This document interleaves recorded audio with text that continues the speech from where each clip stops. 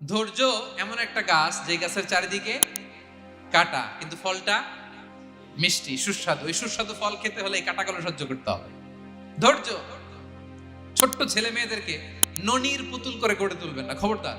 ওদেরকে কষ্ট সহিষ্ণু করে গড়ে তুলবেন। আপনি থাকতেই কষ্ট করা শেখান, তার জীবনটা স্মুথ হবে, তার ক্যারিয়ারটা ব্রাইট হবে, তার ভবিষ্যৎটা সুন্দর হবে। ছেলে মেয়েরা কিছু চাইলেই সাথে সাথে দিবেন। অনেক বাবা মা আছে এত আদর করে, এত বেশি আহ্লাদ করে, যা চায় তাই দেয়, পরে হিতে বিপরীত হয়, ঠিক কিনা? ছেলে মেয়েকে অভাব শেখান, ছেলে মেয়েকে কষ্ট শেখান, ওদেরকে সংগ্রাম শেখান, প্রতিকূল পরিবেশে কি করে টিকে থাকতে হয় এটার সবক শেখান। সেদিন লোকমান তাই করলেন, ছেলেদের সবর শিখাইলেন যে বাবা ধৈর্য ধারণ করো, আতঙ্কিত হবে না। জীবন এটা সহজ নয়, জীবন চলার পথ সহজ নয়, এটাকে সহজ করে নিতে হয়। কখনো সবর করে, কখনো ক্ষমা করে, কখনো অন্যকে ইগনোর করে, কখনো দোয়া করে, কখনো আল্লাহর উপর তাওয়াক্কুল করে, ঠিক কিনা?